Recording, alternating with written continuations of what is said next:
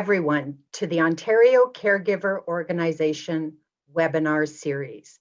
I'm Susan Bach, Program Lead at the Ontario Caregiver Organization.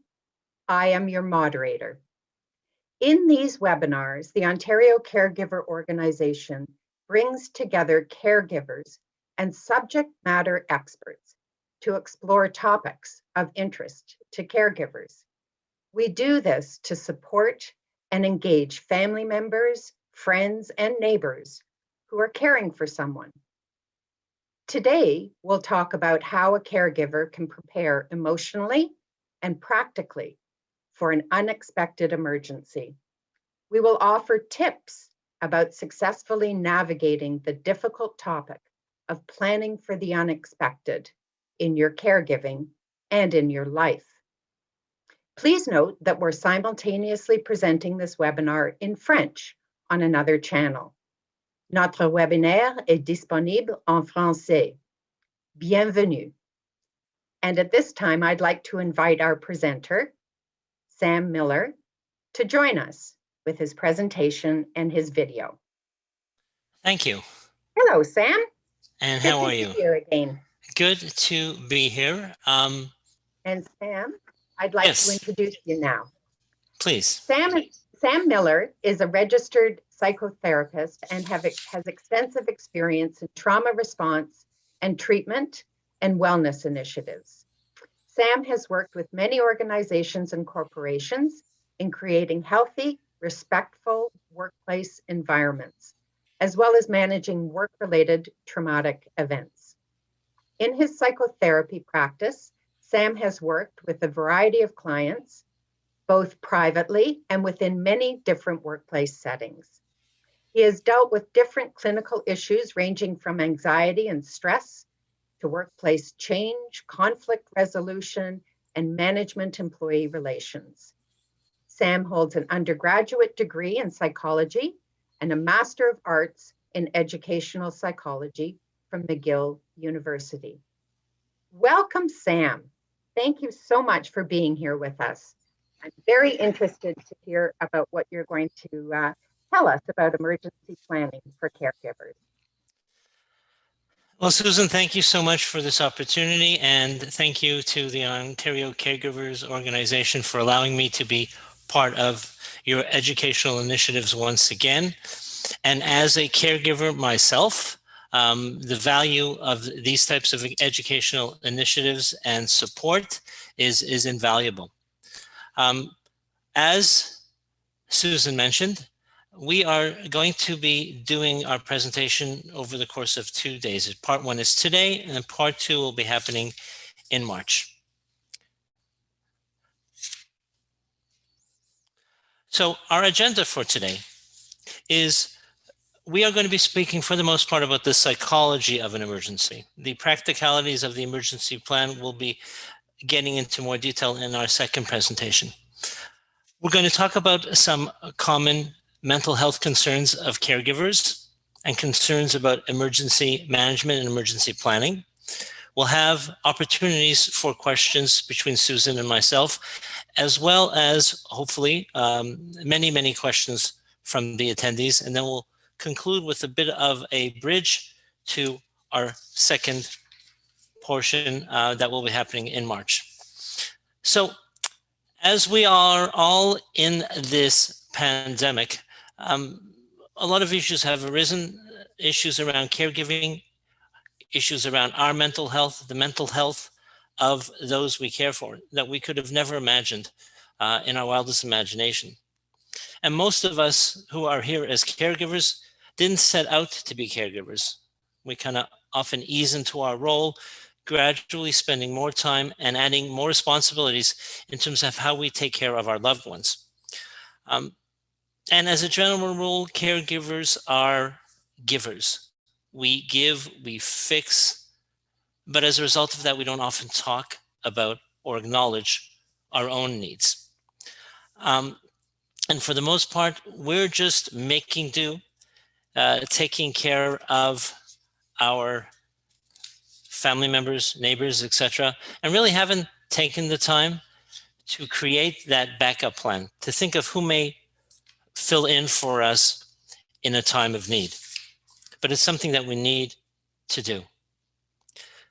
And when we're in this pandemic, we find ourselves sometimes in needing of a crash course in some unfamiliar skills, in skills around supporting our own loved ones' mental health and mental health concerns, but as well as our own mental health concerns. But we've also been put in a place of not being able to care as we normally do. So we're dealing with, frankly, trying to be as creative as we can to access services, resources that might not have been as readily available before the pandemic and are in much more demand and much more difficult to access.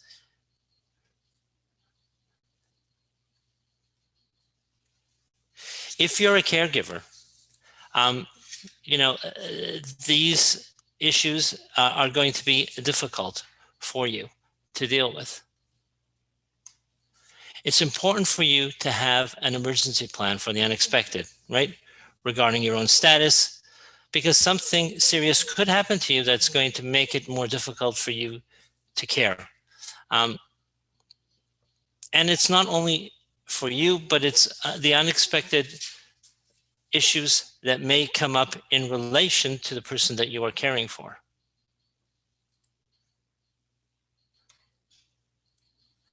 Research has shown that in the midst of and following disasters, mental health concerns, burdens are extensive, and they have very serious implications for our families and for those caring for our families. So, if I'm in the role of a caregiver, for example, as a parent, in an emergency, my own mental health challenges are increased. More depression, potentially, more anxiety, right? Many studies have been done that look specifically at caregivers' psychological issues, distress during emergency or trauma. A number of really important and interesting findings have come up from those studies that include the need to get more information, more educational support. And especially during something like a pandemic, those resources aren't always available to help us as caregivers deal with our own mental health during a time of crisis and supporting caregivers, supporting our family members during that crisis, right? It's not something that we, again, ever imagined we would have to deal with or would be in a position to deal with in terms of mental health and our family members. The Ontario Caregivers Organization did a survey called Spotlight on Caregivers COVID-19 edition and found a number of interesting things. One of the things that came out of that report is that there is a real need to understand how emergencies and traumas affect caregivers, and also a need for better planning, right? In a time of trauma, in a time of difficulty, the more knowledge we have, the more information we have, the more control we feel, right? Because what trauma does, what emergencies do, is it gives us a sense of losing that control. In this spotlight on caregivers, they found, again, as I mentioned, a number of interesting things. 54% of caregivers feel that since the beginning of COVID, it's harder to manage caregiving responsibilities for a number of reasons. There's different demands on them: transportation, household chores, doing chores that others might have done but now can't be brought into the house during COVID, right? As well as providing more emotional and behavioral support that we never thought we would have to. And, those new COVID-19 related tasks, whether it's shopping, whether it's household chores, are just one more demand in a very difficult lifestyle of caregiving. And frankly, in a time where caregivers would need more respite care, those opportunities aren't there, right? Due to the restrictions of the pandemic. So it's that catch-22. We need more respite care because the demands are higher emotionally and physically.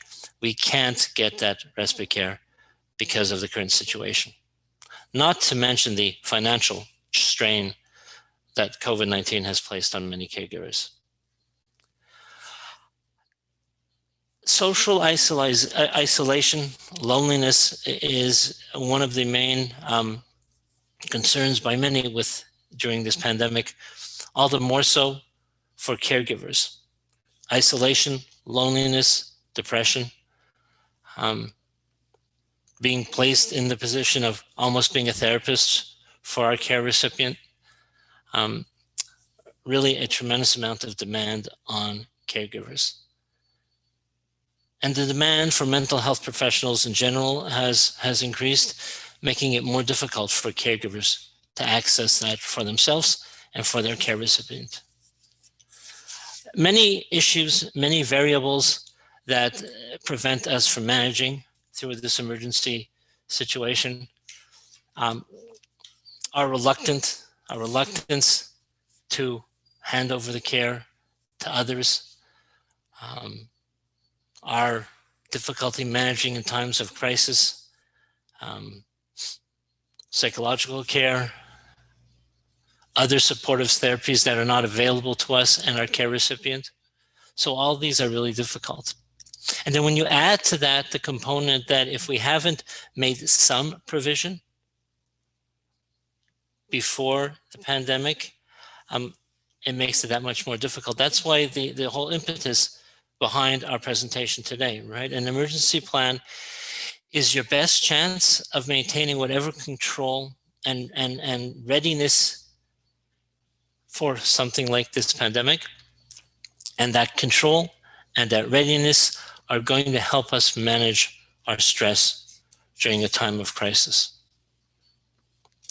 So how do we take care of ourselves during these difficult times? How do caregivers manage that self-care?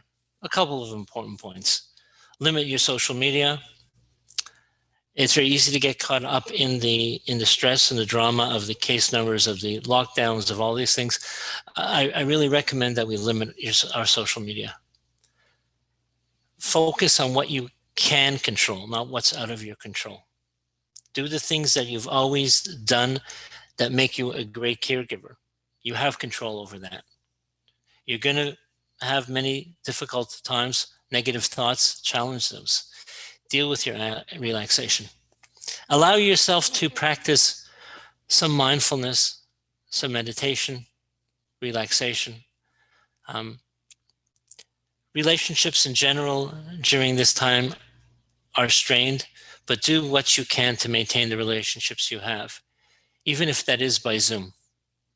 It's better to see people than make a phone call or a text. So try and maintain as much of that connection as you can. That self-care. Try to take moments whenever you can for yourselves. And then hopefully what our presentation will enable you to do is to approach that emergency planning. And we're going to do it in small, manageable steps. It can be a overwhelming task, but if we do this step by step, it will be much easier for caregivers to create that control, to be ready, and ultimately to reduce our stress and the mental health challenges that we will experience. So that's just a little bit around the challenges, some of the mental health issues with respect to creating an emergency plan for caregivers. I'd like to now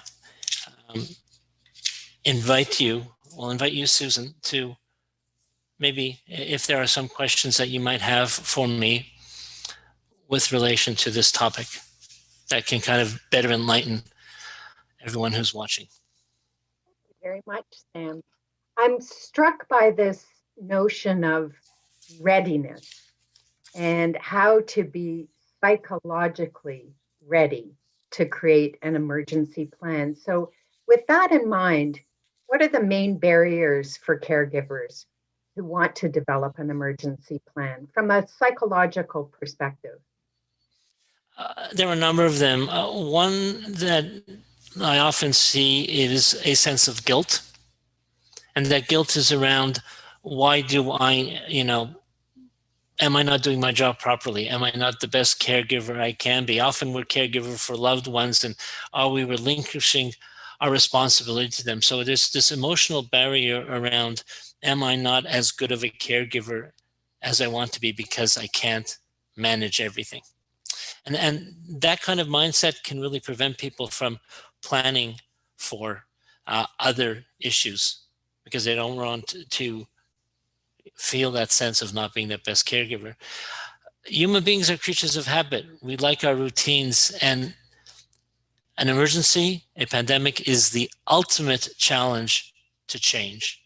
And some people are just, it's something we don't like thinking about. It's similar to a lot of people who won't want to write a will because the topic is just too difficult for them. So those are some of the psychological barriers. Another one would be emergency, trauma, pandemics. It's a loss of control. Now I'm giving up more control. It's a discomfort. So you've mentioned feelings of guilt about not being able to do all that you want to do for the person you're caring for.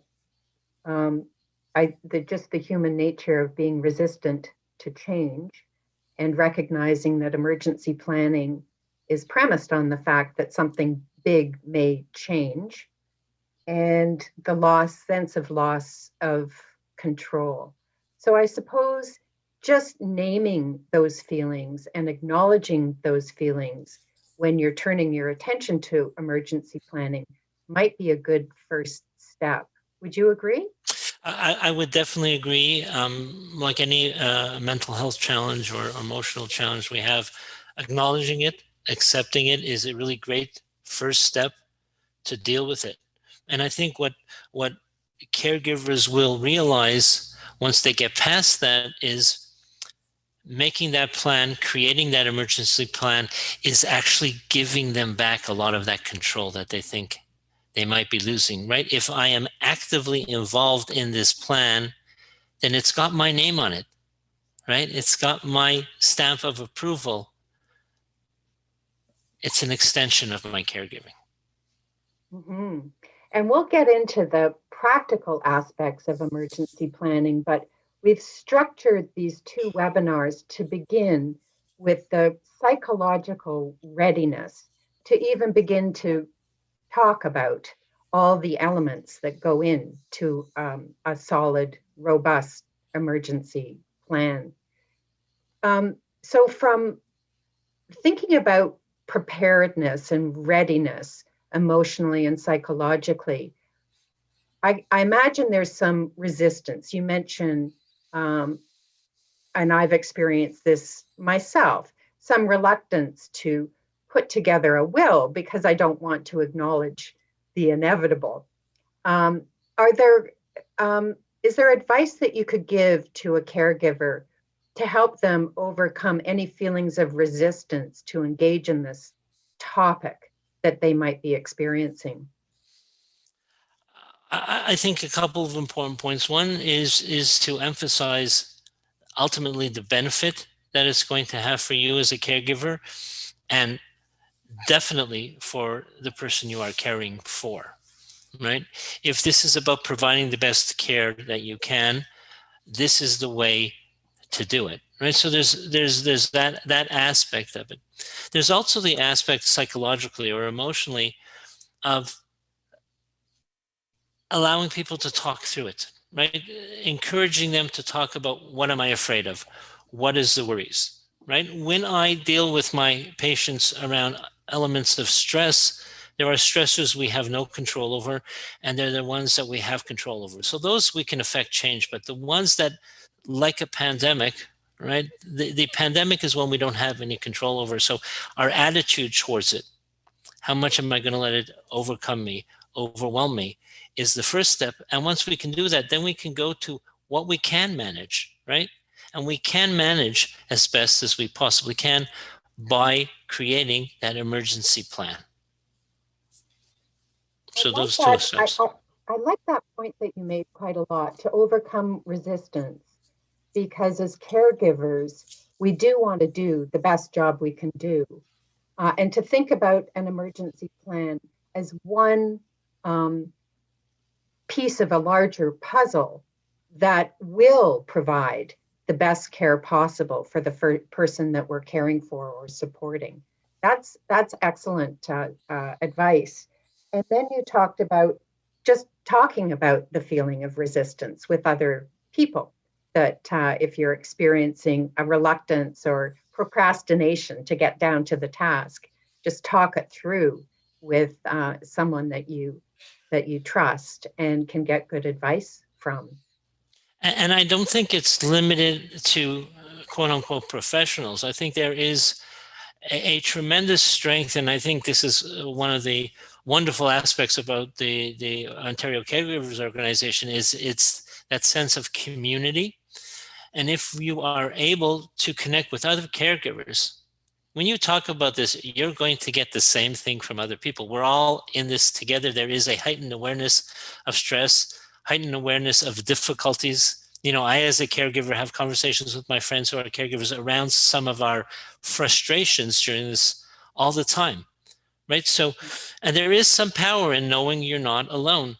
And then there's the added benefit of maybe coming upon one of your caregiver friends who says, "Oh yeah, I've done that before," and then you've got that experience to build upon, right? So it's not only the professionals who will give you that. Another point I'd like to make is that what I'm hoping, and I'm seeing this in little pockets that comes out of this pandemic, is those who are in positions of help, psychotherapists, other mental health professionals, are realizing the need to now be able to provide services in many different ways. And I think that ultimately is going to be excellent for caregivers. You know, we're doing therapy over line. We're doing, you know, online. We're doing any kind of responses, educational webinars like we're doing now. And there is, I believe, a change, a refocus of mental health professionals on the need to access people more. And if you're a caregiver, there hopefully are and will be more avenues for you to seek out that support. Mm-hmm. Yeah, thank you for that answer.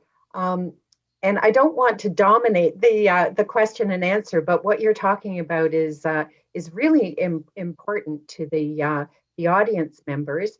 And I just want to invite audience members to think about their own questions that they'd like to ask Sam. I have a couple more for you, Sam. Sure. But as audience members type in their questions into the chat box, Stacy, behind the scenes, who's been helping us with this webinar, will send those questions to me and I'll read them out, and then Sam can answer them. One of the things I want to ask you, Sam, is that in considering developing an emergency plan, I would also have to consider how I relinquish some of my responsibility, control, authority over the person that I'm caring for. So what would your advice be to caregivers who may feel a resistance to developing an emergency plan because they can't imagine not being there for the person that they're caring for, and they can't imagine someone doing as good a job as they can do? So do you have advice for caregivers who might be reluctant to hand over, or even think about a situation in which they'd have to hand over control? For sure. I think one of the keys is that just because you're developing an emergency plan doesn't mean that you've given up control or you've relinquished control to someone else. The very nature of an emergency plan is in the event of an emergency, right? And we need to emphasize that to caregivers who are hesitant to give control over to others. We're not saying you're doing that at all. We're saying that this will happen only and if there is a situation where you can continue to do the caregiving for the best interests of the person you're caring for, right? So we need to kind of switch the mindset that some people have, which is, uh-oh, I'm writing this plan, I'm giving up that control or that responsibility. We're not saying that in any way, shape, or form. So we need to change that mindset. And in addition to that, we need to create the mindset that this is just a continuation. The reality is it's just the continuation of the excellent caregiving that you're giving, because you're being brave, courageous enough to understand that in those events of emergency, you're not going to be the best person to care for that person. Or we might need to change how we do that caregiving sometimes. Thank you for that. I do find that idea of bravery and courage quite motivating, so that if I can think about emergency planning, overcoming my reluctance and resistance as an act of courage and bravery, that helps me feel a little bit better about it, I think. That's really good advice. I think it does. And I think there's the other issue is that getting to that point where you acknowledge that hopefully will allow caregivers to acknowledge some of the mental health challenges that they are experiencing. Yes. Right. And it's vitally important for caregivers to understand that. I know in my colleagues, all of us have had our COVID meltdown, right? It affects all of us. We've all had those instances. And just like we are hoping caregivers can change that mindset and associate emergency planning with doing the best thing for the people they care for, hopefully we're also encouraging them as part of that to acknowledge their own challenges and their own self-care. Now, I have a question about talking to others who are providing care and support. So, I have siblings, I have neighbors who are providing support and care for my mom. And if I were to broach the subject of emergency planning with them, particularly my siblings, or in a more general sense, any caregiver who is involving others in the care of the person that they're looking after, how would you suggest broaching the subject of emergency planning with those others who might be involved with you as a caregiver? So that can be a difficult conversation depending on the relationship with that other. There are families where the topic of caregiving is a point of contention sometimes, and so you've kind of got to work through that relationship or that component of the relationship.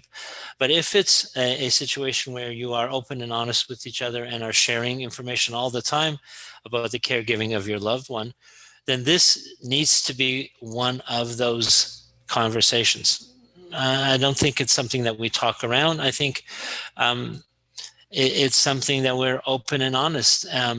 Just like you as a caregiver are going to acknowledge the need for it, you're going to need to relay that need to others, and hopefully they'll acknowledge it as well. Once you kind of get that buy-in from them, it's just like any change. You need to have that buy-in before it becomes a reality. Then they'll be part of that conversation. And again, depending on the dynamic, will determine how much they're involved in that emergency plan. I highly recommend, as much as you can get involvement by all parties involved in the planning versus planning it, setting up, and saying, oh, here's what we've determined, and then having to have those discussions / arguments around why wasn't I brought in originally. So have that conversation, have it early, open and honest, and get as much participation so that everyone involved feels part of it. You get that buy-in. Mm-hmm. So you take a bit of a co-design or collaborative approach in developing an emergency plan. You do. And again, that co-dependency, that co-development, caregiver relationship when other family members are involved is exactly the same. And so there are going to be people who are more involved, are going to be people who are less involved. I think you make that overture of asking for help and support, and you might get it, you might not get it, but it is important for those to feel part of it. It's also important to realize that part of that emergency plan might be that they are taking over for you, right? So you need to kind of have that involvement, that conversation. Mm-hmm. And would it be fair to say that as a first step, you have to think about your own, as a caregiver, your own emotional reaction to putting pen to paper for an emergency plan, and then think about how others, based on your own experience, how others might react as you broach the subject. So as a first step, you think about, well, how am I feeling about this? And then process that. And then as a next step, begin to approach others in an informed way so that you can bring them into the conversation. Do you think that's a fair sort of step-by-step guide to navigating the emotional currents of emergency planning?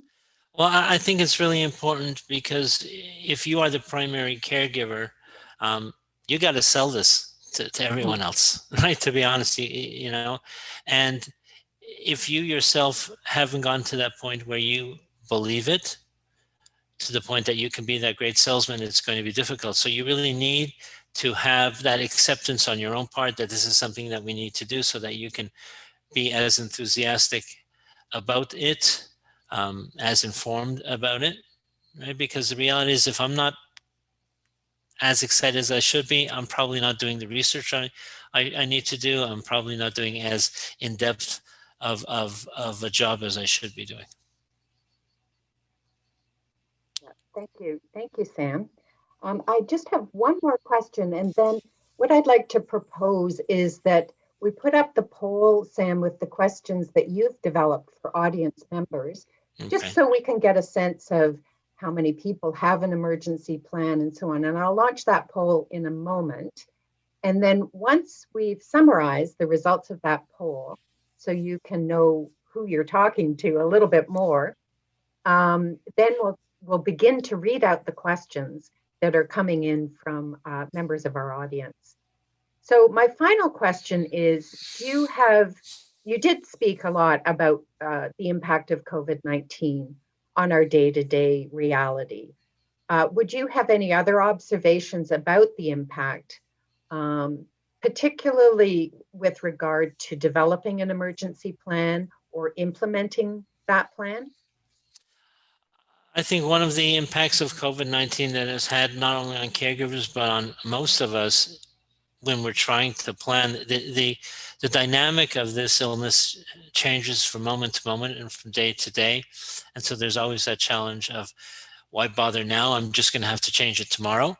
That's often a challenge, and a challenge in emergency planning. I think the other challenge of COVID-19 to developing emergency plan, for many people now is, especially for caregivers who are so overwhelmed, it might be one of those, yeah, I'll get to it when I can. I'm just trying to, sink and not swim.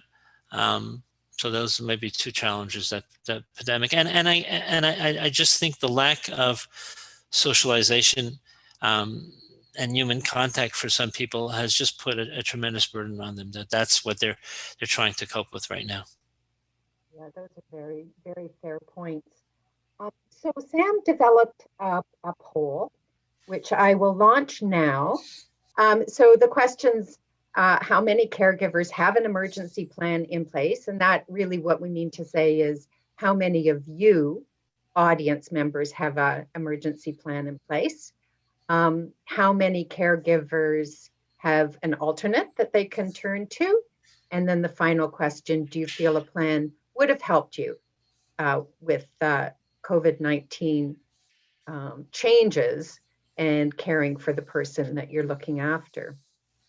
Okay, so I can see that Only 18% of you said that you have an emergency plan in place, so 73% don't. How many caregivers have an alternate friend, or family, or individual who can step in and take over?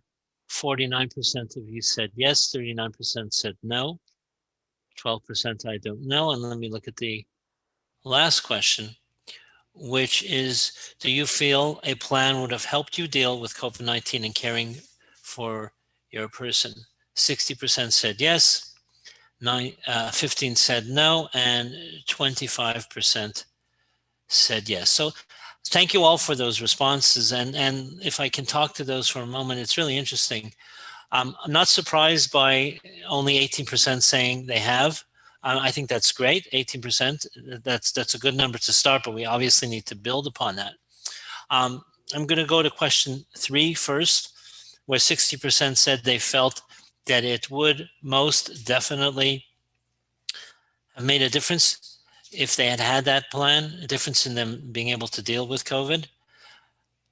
I want to focus now on the second question, which is really wonderful. I think the response we got, that 49% of you said you have an alternate individual who can step in and take over if need be. So I'm going to kind of think outside the box a little bit and say, okay, there we go. We've just started our emergency plan, right?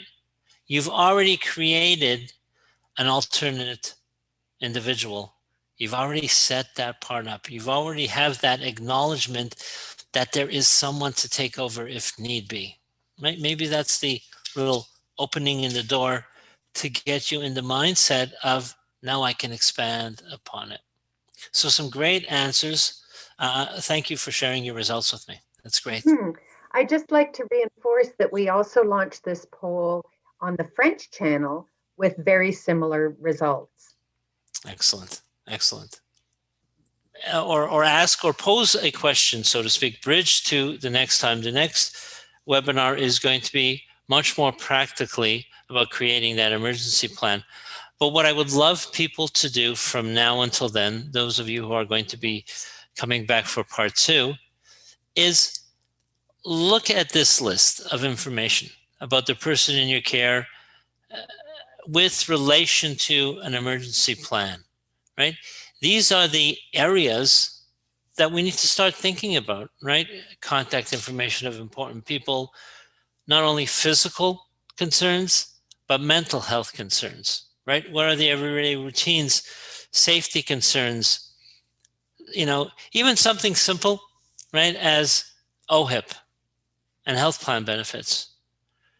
And again, because sometimes in the midst of that emergency, in the midst of that crisis, it's our emotional response that's dictating. It's our emotions that's dictating our response. And we don't necessarily have the wherewithal to go, oh, yes, the OHIP number, until we're at that point where that question is, do you have the OHIP number, right? So some of these questions, areas of concern that you can start thinking about in a calm, relaxed fashion, as opposed to under the chaotic reality that an emergency is. So I just want to throw that out there as some of the areas you need to start looking at and preparing for as part of your emergency plan. And then in our presentation on the 18th, we will go into more practical details, guides. Someone asked about templates. There are templates available. My only caution with templates is sometimes they are not as detailed as they need to be. And sometimes people don't do as much investigation, as much work, and as needs to happen, and they kind of just rely in checking off boxes or filling in blanks in the template. So we'll discuss that as well when we meet next time. Thank you very much, Sam Miller. On behalf of the Ontario Caregiver Organization, thank you so much, Sam. This was a great presentation. My pleasure. And I'd like to thank all of you who have attended as well. Have a wonderful day.